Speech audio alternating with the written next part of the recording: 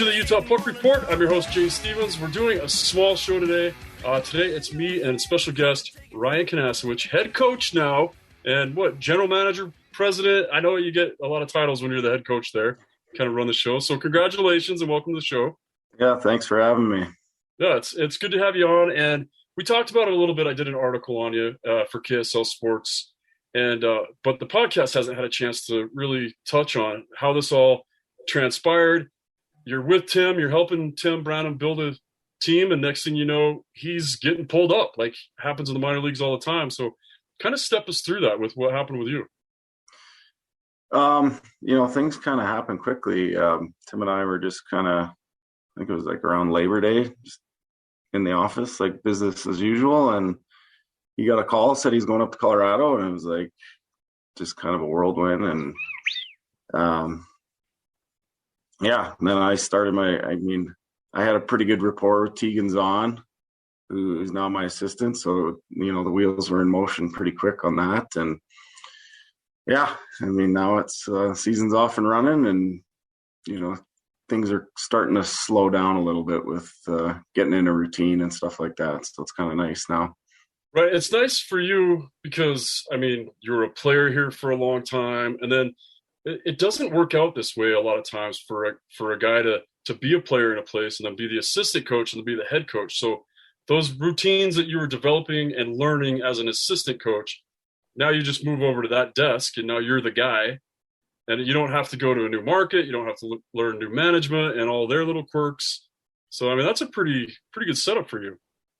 Yeah. And obviously it shows a lot to the organization for hiring within, and they were comfortable with me, and I'm comfortable with them, and the transition has been pretty seamless so far. Obviously I learned a lot over the years with Tim, so it's just sliding over a desk, and got some bigger decisions to make now, and the phone's a little busier and stuff like that. So so talk to me about that too. And I do want to talk about Tegan, because that's awesome. He was, as hockey players call it, he was doing the Reggie Dunlop for the last couple of years, where he gets to be the player / assistant coach. So he's kind of that liaison between the coaching staff and the players, and kind of goes into a middle management role, which is super hard for a player. Yeah. And super awkward a lot of times. And that's awesome for him to be able to move into that spot. So that's awesome. But tell us about, obviously you and Tim have a lot in common as far as you've watched him build teams, and we've had really successful teams here. But you're going to have your own flair. You're the Grizzlies' all-time leading scorer. You're known for, your shot and flash. It seems like you're going to want to bring in some of that. I don't know. I guess that's my question. What's the Ryan Kinasewich team going to be like? What do you look for? Believe it or not, we want to build from the back end out. I'm a big believer in this league. If you have a solid D-core and can add good forwards to that group, you're going to be tough to beat on most nights. So obviously we want to play high end with pace and stuff like that. Offense, I want our guys to, be creative. But obviously hockey's a simple game. You got to have guys drive the net. You got to get traffic. It's all the old cliches, but if you play the right way, and I feel like the way our team's built right now with the really heavy back end, and we got some really good forwards. We're just gonna continue to grow, and we're gonna be a tough team to beat night in and night out. Yeah, and you talk about building from the back. So for me, that always, we're talking about goaltenders. Yeah. And you're returning a couple from last year. And that's good. You've got the local kid, Garrett Metcalf. You've got Peyton. Wait, is that right? Peyton Jones. Peyton Jones. Last year confused me because we went through so many. We had Peyton and then Parker, and then so I got a little confused last year. But so you got Peyton Jones, who got games in the A last year. Solid goaltender. He's an NCAA guy too. So you have two NCAA guys. And then there's a new goalie. I'm not sure where he came from. He's a WHL goalie? Yeah, he was in Vancouver in the WHL. He's an NHL contract goalie with the Avs, Okay. and he actually just got his first ECHL shutout last night. So Yeah.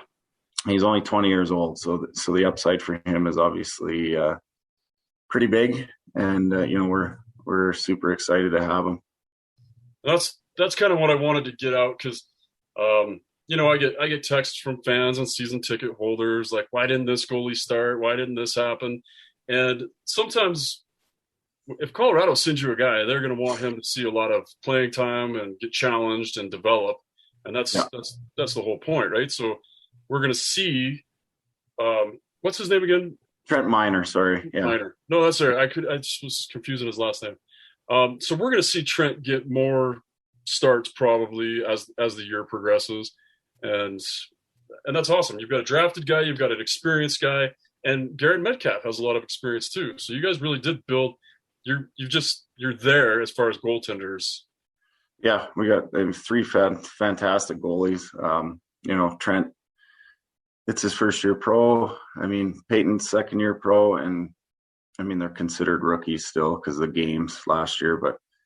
And Garrett Metcalf, who's in my mind, he's just a fantastic teammate. It's tough being a third guy sometimes, but he handles it so well, and he knows, with the long season and injuries happen, and he's just gonna bide his time and wait for his chance. But for the time being with Trent and Peyton here, they'll probably get the majority of the starts. So Right, and I'm sure like any goalie, Colorado's one of the few that lets you have three in their ECHL on their ECHL team. But yeah, that's six total spots that you're looking for some movement. Garrett's going to get in there somewhere, and I'm sure I'm going to get a few practices. Well, I guess I don't know that for sure. I know Tim would have called me. I don't know how Coach Kinasewich does his e-bugs, but we might go for the younger Stevens. yeah, he's available now too. He's Yeah, a fresh college graduate. yeah, But yeah, a guy like Garrett gets it. He's been around long enough to know that he's going to get his shot, and there's going to be a lot of movement in goaltenders. And that's the other thing I really kind of want the fans to understand is that people get frustrated with what goes on in the East Coast League as far as, our two best players and one of our goalies just got pulled up to Colorado, and we had an important series with, whoever, with Idaho or rivals, and they kind of lose sight of the fact that we've got to develop these kids. And yeah, they get pulled up, and that gives your other guys a chance to step in and be better for playoffs, right? yeah. I mean, at the end of the day, Colorado is, in my opinion, the best affiliate in the ECHL, and yeah, they give us a lot of players, and they're going to take players. It's just the nature of the business, and there's not much we can do about that. But that being said, like you said, we need to develop our ECHL guys here, and when their time comes, they're ready to just jump in and another seamless transition. Getting back to a little bit let's talk about forwards a little bit more. Do you have a different place that you like to pull from? Because guys are like, I'm going to go get a skill guy. I'm going to go to the Q, or I'm going to go get, a banging forward. I'm going to find a guy out of the dub, like Mason Manick or whatever, get a guy that's going to be good in the corners. Do you have a preference on where you like to get your guys yet, or are you just still filling that out a bit? Obviously, me being a Western League guy, I'm pretty biased towards the Western League, and you can see we have some West guys on our team. But for the whole CHL, the way they're structured is very similar to the way our league is, with a lot of travel, a lot of 3-and-3s. So these guys come in and they're more pro ready, as opposed to, you see it a lot with NCAA guys. Don't get me wrong, they're a little older. They come in, but you see them typically have dips in the season because they only play 32 games in college. Right. But this year we're not really seeing any NCAA guys come out because they got the super senior year. So it's, recruiting has been a little different this year. Usually you have whole senior class come out of NCAA and U Sport up in Canada. So you're having to find younger guys. You're having to go to, you see a lot of guys that played in the SPHL last year that, with only 13 teams in our league last year, some guys needed to play and had to go down there and play. So, recruiting's been just a little different. And then you're going to flip that on the head next year, and you're going to have two classes come out, and there's going to be a plethora of players. Right. So I'm sure it'll be a busy one come next spring with, those two classes coming out. Yeah, that's because I was working on trying to bring, I'm not going to talk about who it is, but Tim and I were trying to bring a goalie here who I thought 2 years ago was going to be phenomenal. And he started getting better and better in the NCAA. And last season, when we tried to bring him into the Grizzlies at the end of the year, he was like, yeah, I think I want to come. And then all of a sudden they're like, oh, we're going to give you another NCAA year. And now he's getting NHL looks and is so you've got all these guys that got that one extra year to be better.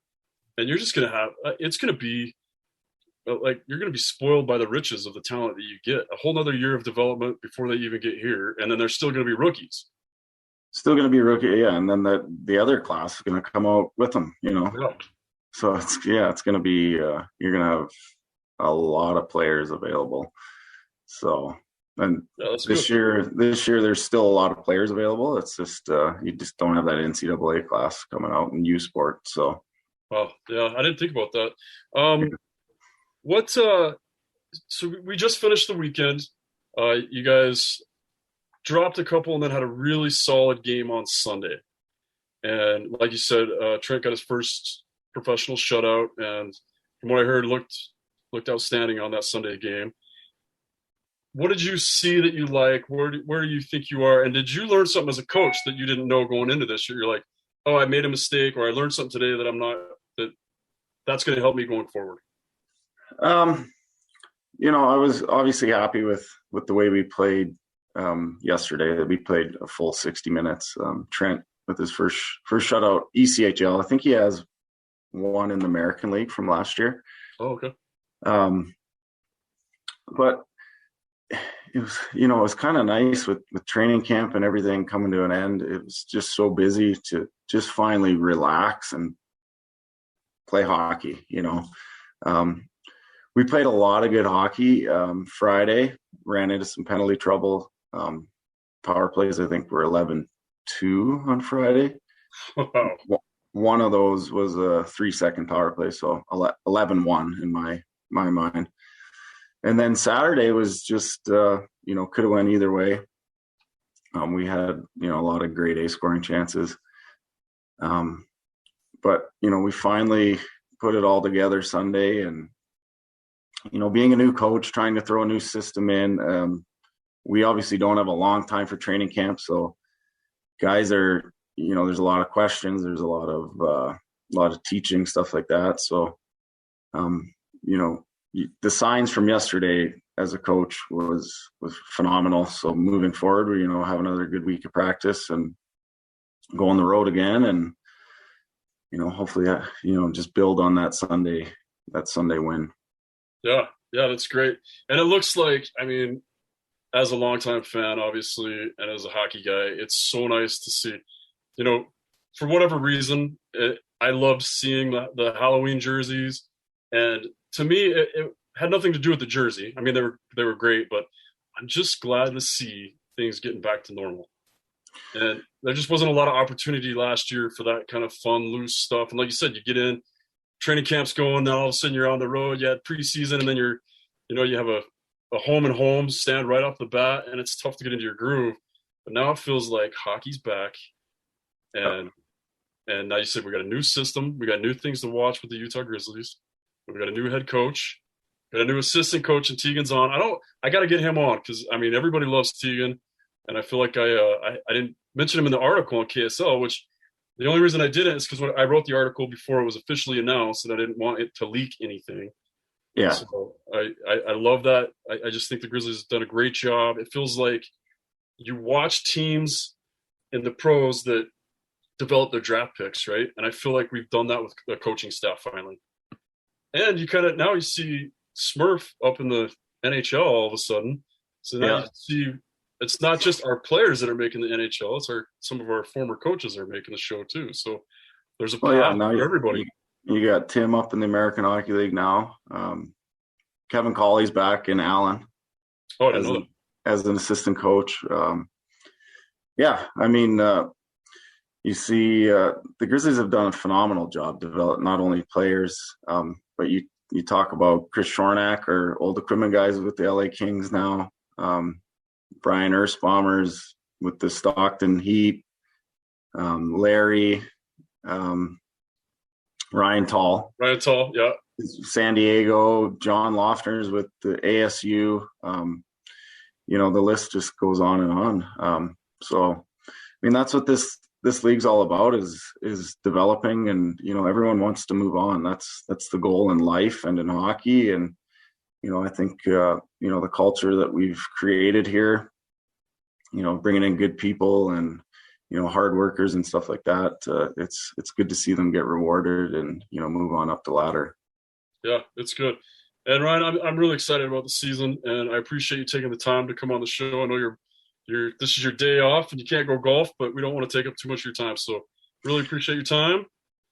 Yeah, we'll see if the wind kind of looks like it's dying down. Maybe we can go hit some big drives downwind. Yeah, I need all the help I can get. I need the wind to, correct my slice. As the joke goes, I golfed to 72 the other day, but I don't keep score. I just keep track of how many balls I lost. Yeah, I've played golf there before. I know. We had a good time. Yeah, right? It was a good time. Gets expensive when you lose that many balls, but yeah, it's good. Yeah. All right, Ryan, I really appreciate it. Okay, so you guys are on the road this weekend and then home the weekend after. Yep. All right. And tickets available on UtahGrizzlies.com. And again, this is the Utah Puck Report. Once again, thanks, Ryan. Appreciate you coming. Yeah, thanks for having me.